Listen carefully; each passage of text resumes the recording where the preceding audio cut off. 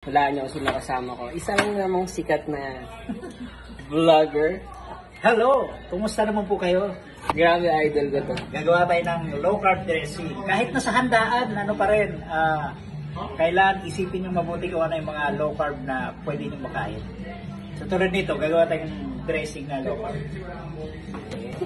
Tagal ko na siyang talagang gustong makita kung paano siya gumawa ng kanyang menu.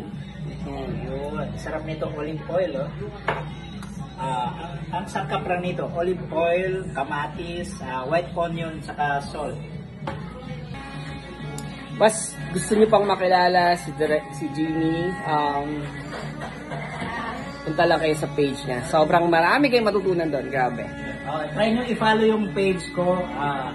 Ang advocacy ko ay gumagawa ng pagkain na low carb. Pwedeng almusal, tanghalian sa hapunan.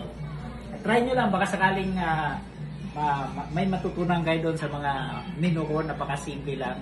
Ang menu ko ay lutong bahay lang siya. Hindi mahirap sundan, mas madaling gayahin. Yes!